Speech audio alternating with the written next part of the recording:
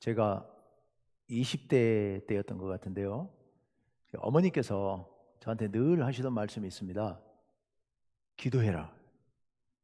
기도해라고 늘 말씀을 하셨는데 그때마다 제가 어머니께 말씀드린 게 있었습니다. 어머니, 기도는 앉아서 기도하는 것은 어른들이 하시고 우리같이 젊은 사람들은 열심히 뛰어다니면서 일을 해야죠 라고 제가 말씀을 드리거나 아니면 마음으로 기도 열심히 하고 있어요. 늘 그렇게 대답을 했습니다. 굉장히 어머니 앞에서 어찌 생각하면 철없었던 그런 말씀이었죠. 근데 이제 제가 그게 마음에 없는 소리라는 것을 어머니도 아셨죠. 그래서 제가 그렇게 대답해도 소용없이 계속해서 기도하라고 말씀을 하셨던 것 같아요. 근데 나이가 들어가면서 또 신앙의 연륜이 좀 더 길어져 가면서 제가 그때 어머니 말씀이 진리였구나, 제가 그런 생각을 깊이 깨닫게 되었습니다. 여러분, 기도는 신앙인에게 호흡과 같다고 얘기를 합니다. 믿음의 호흡이다 라고 얘기를 합니다. 여러분, 숨을 안 쉬면 어떻게 돼요? 죽습니다. 숨은 언제 쉽니까? 언제나 쉽니다. 잘 때도 쉽니다. 무슨 일을 할 때도 반드시 숨은 쉽니다.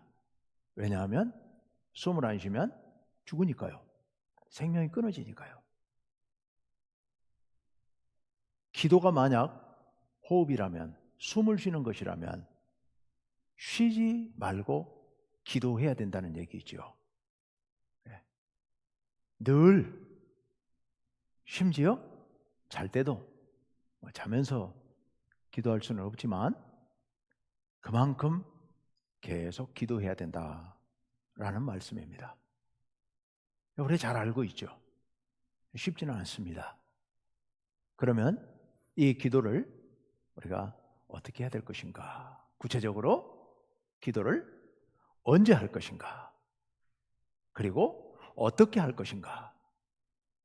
왜 기도할 것인가? 제목이 너무 길어서 한 단어 뒤에 안 썼는데요. 무엇을 위해 기도할 것인가? 이렇게 네 가지. 언제, 어떻게, 왜, 무엇을 기도할 것인가? 오늘 그 말씀을 우리가 같이 한번 생각해 보려고 합니다. 자, 우리가 이제 언제 기도할 것인가? 오늘 말씀이 누가복음 18장 1절에서 8절 말씀이에요. 그런데 오늘 말씀 뒤에 9절 이하에 기도에 대한 비유가 또 나옵니다. 그러니까 오늘 말씀은 기도에 대한 말씀, 그리고 다음 주에 드릴 말씀도 기도에 대한 말씀이에요. 그리고 이 말씀이 누가복음 18장에 기록이 되어 있습니다. 무슨 말씀을 드리려고 하면 누가복음은 크게 세 토막으로 구성되어 있는데 가운데 9장 말미에서부터 19장 초반까지가 예수님의 여행 기록입니다. 갈릴리를 출발해서 예루살렘으로 가시는 여행 기록입니다. 그런데 18장에 이게 기록이 되어 있다는 얘기는 예수님께서 여행을 마무리하실 때쯤. 근데 그 여행이라는 게 단지 그냥 즐거운 여행이 아니고 제자들을 훈련시키는 여행이었거든요. 그래서 제자들을 훈련시키는 말미에 기도에 대한 아주 중요한 두 토막의 말씀을 들려주고 계시는 겁니다. 그런데요, 생각해 보면 앞에서도 그런 대목이 하나 있었습니다. 누가복음 11장, 그러니까 9장 끄트머리에서 예수님께서 여행을 출발하셨기 때문에 출발하시고 얼마 되지 않은 시점에서 예수님께서 제자들에게 기도에 대한 말씀을 하신 적이 있고, 제가 여기 설교도 했습니다. 누가복음 11장 첫 번째 대목이 주기도문이에요. 제자들에게 기도를 가르치신 말씀이에요.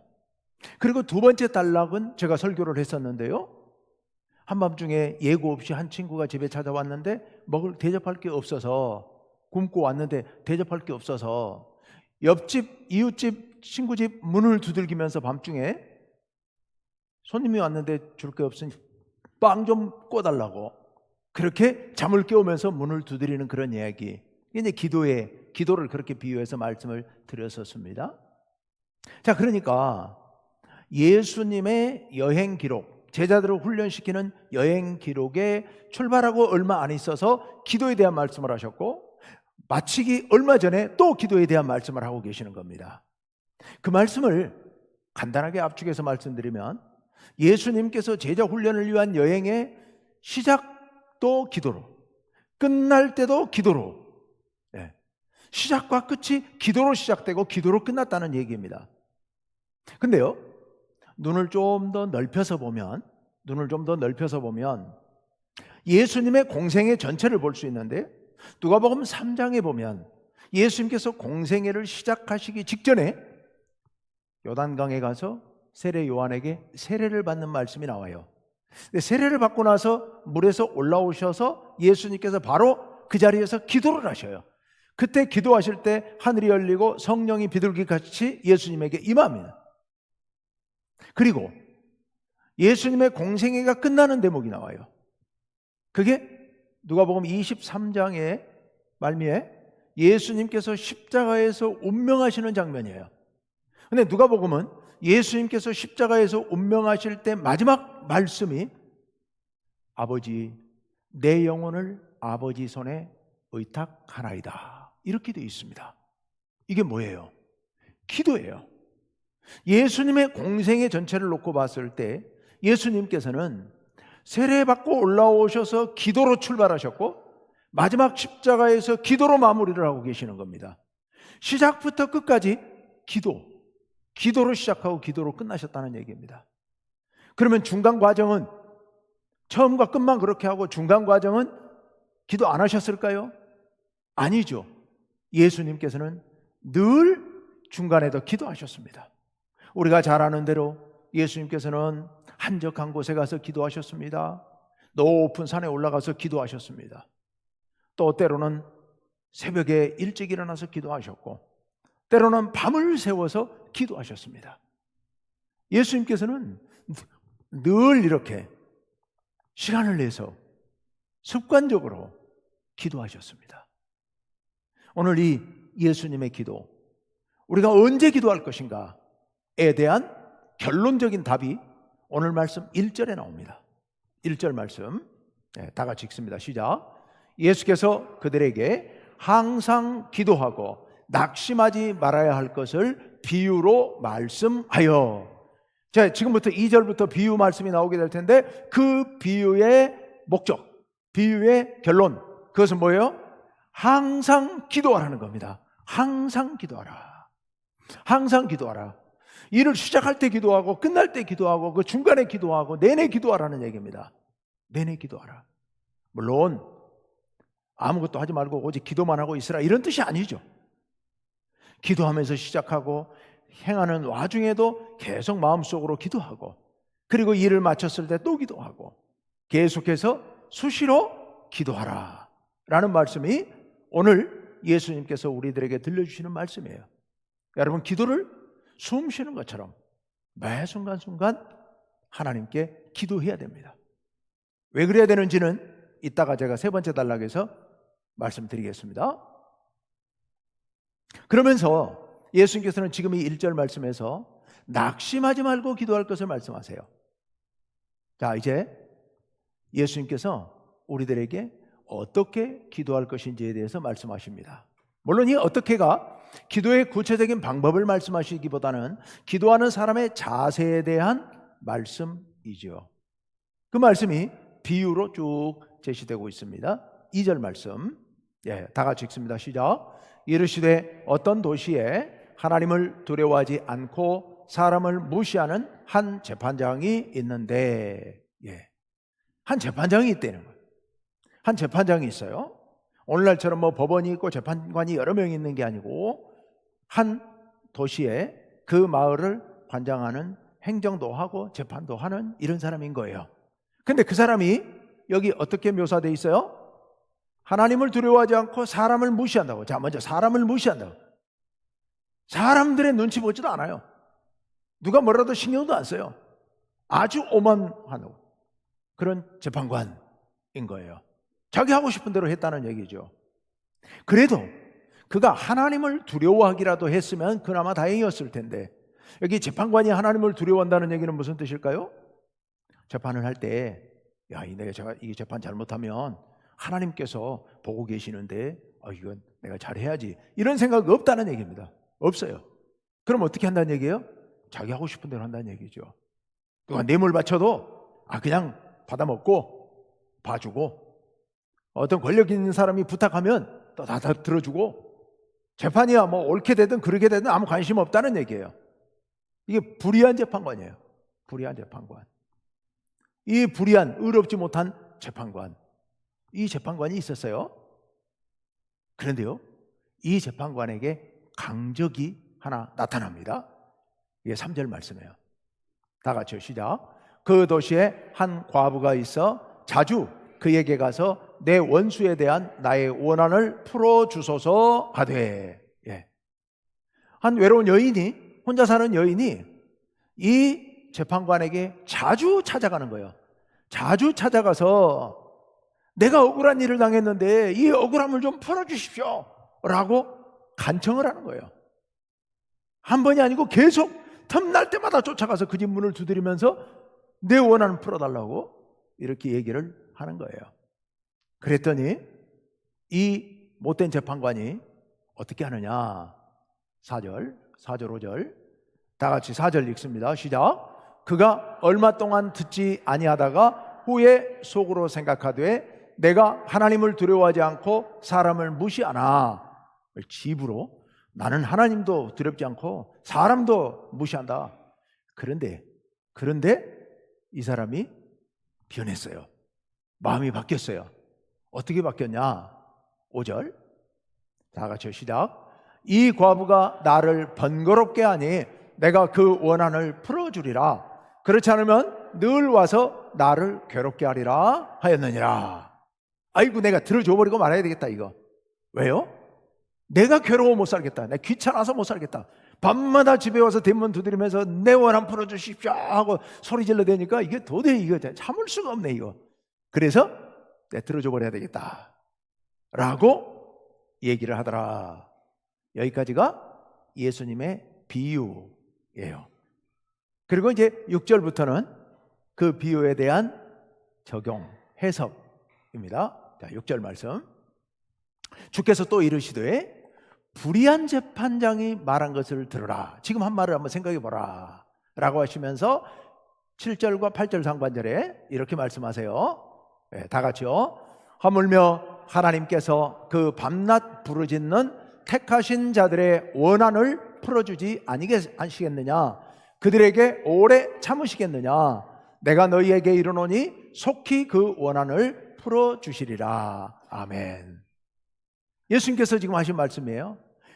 그 못된 재판관도 그 모양인데 그렇게 하는데 하물며 하나님께서 밤낮 부르짖는 택하신 자들의 원한을 풀어주지 아니하시겠느냐. 자, 그 외로운 여인이 재판관을 찾아가지고서 날마다 귀찮을 정도로 귀찮아서 들어줘버리고 말도록 그렇게까지 귀찮게 하니까 그 재판관이 들어줬다. 그러니 우리가 기도하면 하나님이 들어주시지 않겠냐라는 말씀이에요. 그러면 우리 보고 그 여인처럼 기도하라 이런 말씀인가요? 하나님을 귀찮게 해가지고 하나님이 아이고 이놈아 귀찮아 죽겠다 내가 다 들어줄게 하고서 들어주도록 그렇게 기도하라는 말씀인가? 전혀 그건 아니죠. 예수님이 그걸 말씀하시고자 한 게 아니잖아요. 그래서 첫 단어가 뭐예요? 하물며 하나님께서. 하나님은 어떤 분이에요? 그 밤낮 부르짖는 택하신 자들. 하나님은 우리를 택하신 분이에요. 우리를 사랑하신 분이에요. 우리를 특별하게 생각하시는 분이에요. 그런데 그 재판관도 귀찮으니까 다 들어줘 버리는데 우리 하나님께 우리가 기도하면 하나님께서 안 들어주시겠냐? 라는 말씀입니다. 귀찮아서 들어주시는 게 아니고 하나님께서는 우리를 사랑하시니까 들어주시지 않겠느냐? 하나님이 안 들어주시고 오래 참을 수 있겠느냐? 하나님이 참지 못하실 것이라는 겁니다. 뭘 못 참아요? 귀찮은 걸 못 참아요? 그게 아니에요. 하나님 마음 가운데 너무 사랑하는 자식인데 그 자식이 이렇게 해달라고 기도하니까 하나님 마음이 너무 아파서, 그 사람이 너무 불쌍해서 그 불쌍한 마음을, 그 사랑하는 마음, 그 안타까운 마음을 못 참으시는 거예요, 하나님이. 그래서 못 참고 들어주실 것이다 라는 말씀입니다. 그래서 내가 너희에게 이르노니 속히 그 원한을 풀어주시리라. 우리의 기도를 들어주실 것이라는 말씀입니다. 그러면 우리 보고 어떻게 기도하라는 말씀입니까? 아까 앞에서 1절에서 하셨던 말씀처럼 간절하게 기도하라는 말씀입니다. 낙심하지 말고. 아까 1절에서 뭐라고 그랬냐면은, 아까 1절에서 우리에게 항상 낙심하지 말고 기도하라고 말씀하셨습니다. 여러분, 우리는 기도할 때 낙심하지 말고 끈질기게 기도해야 됩니다. 오늘 어떻게 기도할 것인가? 어떻게 기도하라고요? 낙심하지 말고 계속 기도하라. 첫 번째, 아까 언제 기도하라고요? 항상. 그리고 두 번째 뭐라고요? 낙심하지 말고. 네, 이거 묶어서 항상 낙심하지 말고 기도하라. 이 언제 어떻게 기도할 것인가? 네, 그러면 왜 기도할 것인가? 여러분, 우리가 기도하면 하나님께서 어떻게 해주세요? 응답해 주세요. 들어주세요. 들어주세요. 그러니까 우리가 왜 기도해야 되느냐? 우리의 삶의 문제를 해결하기 위하여서, 해결받기 위하여서 우린 기도해야 됩니다. 그러니까 기도 응답을 바라고 기도하는 겁니다. 기도 응답해 주시기를, 그래서 내 문제를 해결해 주시기를 우리는 간절한 마음으로 항상 낙심하지 말고 기도해야 됩니다. 근데 여기서 이 응답이 도대체 뭘까? 응답이 도대체 뭘까? 우리가 기도하는 대로, 우리가 바라는 대로, 그대로 하나님께서 이루어 주시는 게 응답인가? 아닙니다. 그건 아닙니다. 만약 우리가 기도할 때 그것을 기대하고 기도한다면 이건 자칫하면 주술이 되어버릴 가능성이 있습니다. 무당이 하는 주술. 여러분, 주술은요, 주술사의 능력이나 주술사가 하는 주술의 능력으로 일이 이루어지는 겁니다. 그걸 믿는 거예요. 그래서 주술사에게 찾아가 부탁하는 거예요. 주술사가 주술을 부리면 그 주술의 힘으로 뭔가가 될 것이라 하고 바라고 믿고 주술사에게 부탁하는 게 주술인 겁니다. 그대로 되는 거죠. 근데요, 우리의 기도는 주술과는 전혀 다른 겁니다. 어떤 점에서 다르냐? 기도는 상대가 있습니다. 상대가 누구예요? 하나님. 하나님께 부탁을 드리는 겁니다. 우리의 문제를 해결해 달라고 하나님께 부탁을 드리는 거예요. 그러면 그 부탁을 들어주시는 분은 누구요? 하나님. 하나님께서 우리의 기도를 들으시고 그 부탁을 이루어 주시는 거예요. 그런데요, 여러분, 하나님은 우리보다 지혜로우세요. 우리의 삶의 문제에 대해서 우리보다 훨씬 더 잘 알고 계세요. 정확하게. 지금 문제뿐만 아니라 미래, 영원토록 있을 일까지도 하나님은 다 알고 계십니다. 두 번째로, 우리 하나님께서는 우리보다 우리를 더 사랑하십니다. 우리보다 우리를 더 사랑하세요. 그래서 우리가 바라고 원하는 것, 이것이 정말 우리에게 필요한 것인지에 대해서 하나님은 정확하게 알고 계십니다. 우린 잘 몰라요. 우린 단지 인간적인 욕심 때문에 지금 이 순간 그게 필요할 것 같으니까 내가 이렇게 원해요. 근데 여러분, 인생 살다 보면 꼭 그렇게만 돌아갑니까?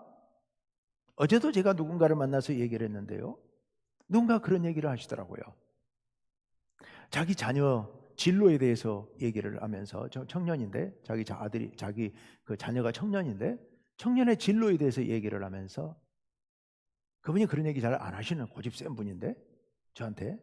그러니까 우리가 인생 살면서 자녀들에게 진로에 대해서 부모가 이래라 저래라 말할 게 정말 그래서는 안 되겠더라고.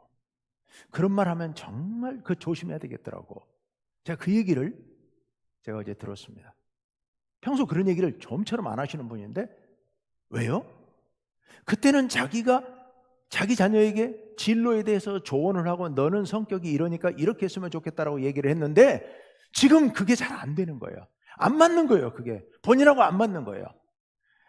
아버지가 생각하기에는 그 길이 그에게는 그게 딱 맞을 것 같아서 그렇게 강력히 추천을 했는데 지내놓고 보니까 그게 그하고 안 맞는 거예요. 전혀.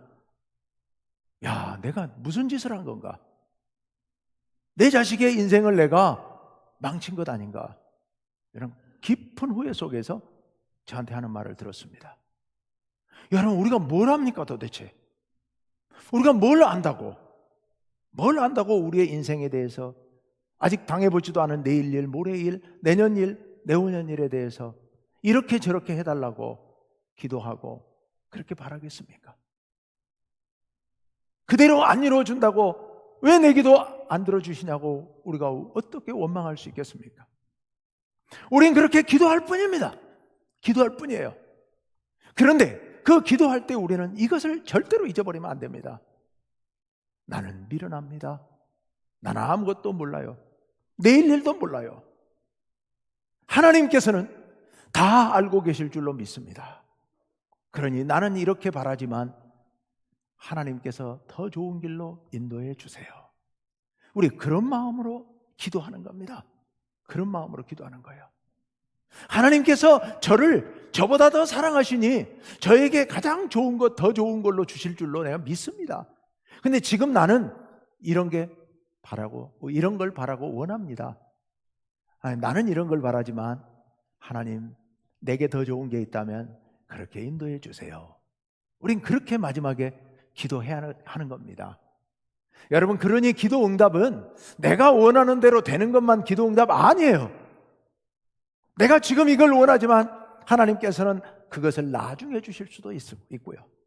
나는 지금 오른쪽 길로 가겠다고 하나님께 그 길을 열어달라고 기도하지만 하나님께서는 왼쪽 길로 열어주실 수도 있습니다. 왜냐하면 오른쪽 길이 나에게는 위험하니까. 오른쪽 길이 위험하고 왼쪽 길이 훨씬 나에게 좋은 길이니까. 나를 사랑하시는 하나님께서 그 길을 막아버리시고 이쪽으로 열어주실 수도 있는 겁니다. 그럴 때 우리는 어떻게 생각합니까? 하나님이 내 기도를 안 들어주신다고 생각하죠. 그러나 그건 아니죠. 하나님의 왼쪽 길을 열어주신 게 하나님의 기도 응답인 줄로 믿습니다. 여러분, 우리는 부모 앞에 3살, 4살 배기 아이에 불과한 겁니다. 그 3살, 4살 배기 아이가 엄마한테 칼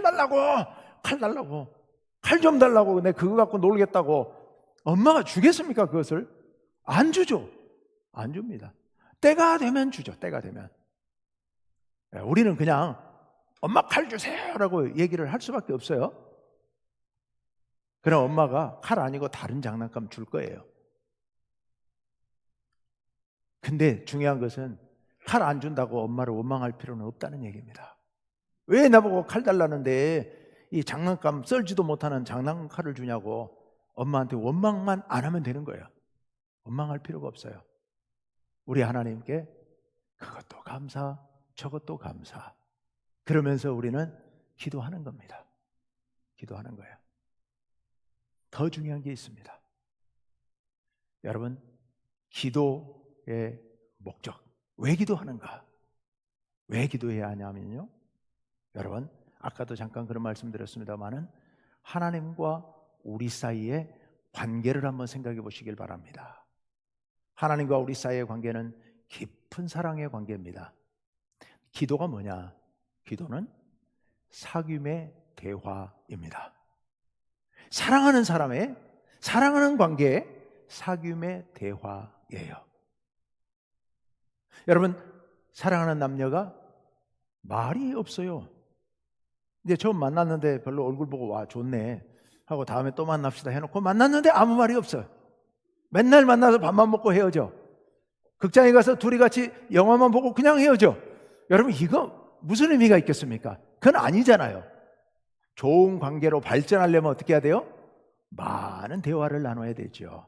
함께 하면서 의미 있는 얘기도 하고 의미 없는 얘기도 하고 쓸데없는 소리도 하고 이러저런 얘기들을 수없이 얘기하면서, 그러면서 관계가 점점 더 깊어지고 신뢰와 사랑이 싹트고 뭐 그러는 거 아니겠습니까? 하나님과 우리의 관계가 그런 겁니다. 기도는 뭐냐? 하나님과 우리 사이에, 그런 사랑의 관계 사이에 있는 사랑의 대화예요. 그래서 제가 늘 말씀드립니다만, 기도는 쓸데있는 소리만 하는 게 아니라고요. 쓸데없는 소리가 훨씬 더 중요하고 많아요. 왜요? 기도가 그런 거라니까요. 남녀 사이에, 사랑하는 남녀 사이에 사랑의 데이트예요. 근데 사랑의 데이트를 하루 종일 아니면 이틀, 3일을 하고 나도 쓸데있는 소리는 골라봐야 몇 마디 없잖아요. 맨 쓸데없는 소리만 하루 종일 하고 왔는데, 그렇다고 해서 남녀 사이의 사랑의 데이트가 다 쓸데없는 짓이다? 이건 말도 안 되는 소리잖아요. 여러분, 우리가 기도해야 되는 목적은요, 하나님과 사랑의 관계를 더 두텁게 하기 위하여, 더 가깝게 하기 위하여, 더 깊게 하기 위한 그런 과정인 줄로 믿습니다. 그러니 기도는 응답을 받기 위해서 기도하는 건 맞지만, 그것만 있는 게 아니고 그보다 훨씬 더 중요한 의미가 깊은 사랑의 관계, 더 깊은 관계, 더 가까운 관계 위해서입니다. 지난주에 제가 이 깊은 관계가 곧 믿음의 크기라고 말씀드렸죠. 좁쌀만한 믿음도 있고 깨알 같은 믿음도 있지만 태산 같은 믿음도 있습니다. 그렇게 되려면 어떻게 해야 돼요? 관계가 깊어져야 되는데, 관계를 깊게 만드는 방법 중에 하나가 기도라고 지난주에 잠깐 말씀을 드렸습니다. 여러분, 하나님과의 사랑의 대화, 깊은 사랑의 대화, 이 사랑의 대화가 기도라는 건 잊지 마십시오. 그러니 여러분, 기도는 할 게 있어서 하는 게 아닙니다. 그럼 저 사람은 맨날 교회 가서 새벽에 기도하고 밤에 기도하고 뭔 기도를 저렇게 할 게 많나? 할 게 많아서 하는 게 아니고요, 그냥 하나님과 대화, 하나님과 사귐을 위해서 하는 겁니다. 그러니 여러분, 기도 청구서 쭉 써가지고 1번, 2번, 3번, 4번, 5번 딱 이것만 기도하고 많은, 그것도 물론 중요해요. 근데 그것만 하지 마시고 제발 좀 하나님 앞에 나오셔가지고 쓸데없는 기도 많이 하시길 바랍니다. 그냥 여러분이 와서 기도하려고 앉아 있는 것 자체가 하나님께서 아이고 왔구나, 나 보러 왔구나, 날 보러 왔구나, 뭐 할 말도 없는데 너 왜 왔냐? 이게 아니고 너 오늘 할 말도 없는데 날 보러 왔구나. 하나님 그렇게 받아주실 줄로 믿습니다. 그러니 기도하셔야죠. 이게 기도의 목적입니다. 자, 첫째는 뭐라고요? 응답을 위해서, 문제 해결을 위해서. 둘째는, 더 중요한 둘째는 뭐라고요? 하나님과 더 깊은 관계를 위하여 기도하는 겁니다. 기도하는 거예요. 근데 여러분, 기도해야 될 내용도 있어요. 우리가 꼭 빠뜨리지 말아야 될 기도의 내용, 우리가 평상시 잘 안 하는 기도의 내용, 요거 하나를 더 말씀드리려고 합니다. 자, 오늘 이 기도, 예수님께서 기도하라고 말씀하고 계시는데, 아까 우리 보았던 1절 말씀에 어떤 말씀이 있었냐면 1절 첫머리에 두 단어, 예수께서 그들에게 이야기를 들려주셔요. 예수께서 그들에게 이렇게 적혀 있어요. 그러면 그들에게, 그러면 그들이 누굴까요? 어디를 봐야 돼요? 그 앞에를 봐야죠. 그 앞에 17장 말미에 예수님께서 대화를 나누시던 그 대화를 이어서 18장으로 간 거예요. 그러면 예수님께서 제자들이 무엇을 기도하기를 바라시느냐? 바로 18장 첫 줄에 첫 대목에 있는 것처럼 지금까지 예수님께서 17장에서 말씀하셨던 그들에게, 지금까지 17장에서 말씀하셨던 그 일을 기도하라고 말씀하고 계시는 거예요. 그럼 17장에서 무슨 얘기를 하셨느냐? 22절, 17장 22절 다 같이 읽습니다. 시작. 또 제자들에게 이르시되 때가 이르리니 너희가 인자의 날 하루를 보고자 하되 보지 못하리라. 17장 말미에 예수님의 가르침의 주제가 인자의 날. 여기 인자는 사람의 아들, 사람인 아들자예요.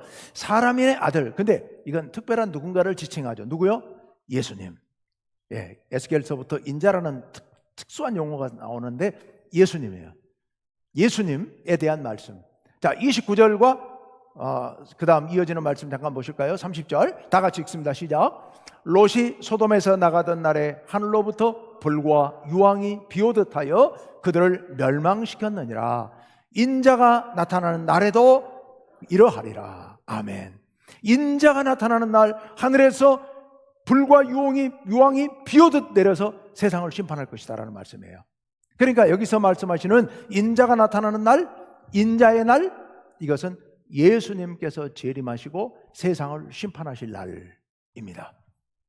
예수님께서 이렇게 가르치신 후에 제자들에게 낙심하지 말고 항상 기도하라고 말씀하신 거예요. 그럼 무엇을 위해 기도하라는 말씀이냐? 바로 이 인자의 날, 재림의 날을 위해서 기도하라는 겁니다. 왜 기도하느냐? 인자의 날, 재림의 날이 빨리 왔으면 좋겠는데 빨리 오지를 않으니 빨리 오게 해달라고 기도하라는 겁니다. 즉 간단하게 말씀드리면 예수님께서 재림하실 날을 우리가 기다려도 오지 않으니 주님 빨리 오셔서 예수님이 오시면 어떻게 되죠? 하나님 나라가 이루어지는 거죠. 하나님 나라를 이루어 주옵소서라는 그런 기도입니다. 오늘 또 우리가 아까 예배 시간에 주기도문을 했습니다. 주기도문에 아버지의 나라가 오게 하시며 하는 대목이 주기도문 앞부분에 중요하게 나와 있습니다. 주기도문의 사실상 가장 중요한 기도가 그겁니다. 아버지의 나라가 오게 하시며. 혹시 사람들은 이런 생각을 할 수 있습니다. 이렇게 예수님의 인자의 날, 재림의 날, 세상 끝날 심판날이 빨리 왔으면 좋겠다라고 기도하는 것은 현실 도피적인 염세주의가 아니냐 이렇게 생각하는 사람들이 있습니다. 그러나 전혀 그렇지 않습니다. 이 인자의 날, 예수님 하나님의 나라가 속히 오기를 기도하는 것은요 그런 의미가 아니고 그런 의미가 아니에요. 오늘날 이 세상을 한번 바라보십시오, 여러분. 지금 세계 곳곳에서 전쟁이 일어나고 있지 않습니까? 이 전쟁이 왜 일어난 겁니까?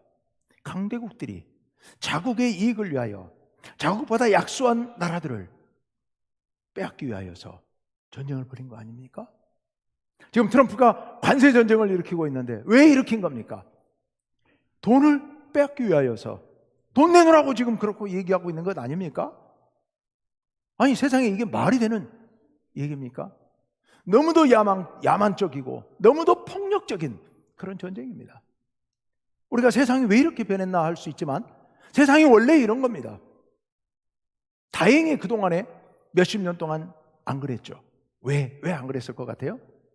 세계 1차, 2차 대전이 끝난 후에 인류, 특히 지식인들이요 가슴을 치면서 정말 통탄했습니다. 우리 인간의 이성이라는 게, 인간들이 만들어 놓은 이 문화 세상이라는 게 이렇게 정말 허망하고 이렇게 야만적일 수가 있느냐. 전쟁을 일으켜가지고 정말 온 세상 사람들이, 수많은 사람들이 죽고 폐허가 되는 이런 일을 버젓이 벌이고 있는 우리 인간이라는 게 얼마나 악한 존재인가라는 것을 깊이 깨닫습니다. 그리고서 만들어낸 원리가 유엔이고 세계평화고, 그래서 그동안에 2차 대전 이후에 우리나라는 6.25 전쟁을 겪었지만 그동안 그래도 세계가 합의해서 강대국들이 힘을 모아서 세계 평화를 위해서 힘쓰고, 그렇게 염치 없는 짓들, 야만적이고 폭력적인 전쟁 그런 거 못하게 하고, 그런 거면 비방하고 비난하고 이러면서 몇십 년 동안 잠잠했고, 그 덕에 우리는 그래도 한평생 편히 산 겁니다. 근데요 잊어버린 거예요. 이제 시간이 오래되다 보니까 그때 그 일을 다 잊어버리고 다시 원래 상태로 돌아가 버리고 있는 게 지금 현재 모습인 겁니다. 여러분, 이 세상은요 너무도 참혹한 세상입니다. 그러니 우리는 이런 세상을 보면서 환경이 파괴되고, 지금 캄보디아의 청년들이 가서 그곳에서 그렇게 큰 어려움을 당하고, 근데 알고 보니까 그들이 더 많은 이익을 위해서 범죄에 연루돼서 또 갔다고 하고, 도대체 세상이 요지경 속에 어떻게 돌아가는지 알 수가 없습니다. 이런 때 우리가 어떻게 해야 되겠습니까? 하나님께 간절히 기도해야죠. 주님, 하나님의 뜻이 이 땅에 이루어지게 하여 주옵소서. 우리가 하나님의 나라 인자의 날이 빨리 오기를 기도하는 것은 하나님의 뜻이 이 땅에 이루어지기를 기도하는 겁니다. 그래서 하나님 이 땅에 전쟁이 그치고 평화가 오게 하여 주옵소서. 하나님 이 땅에 악한 범죄가 사라지게 하여 주옵소서. 탐욕으로 젊은 청년들을 이렇게 무너뜨리는 일이 더 이상 벌어지지 말게 하여 주옵소서.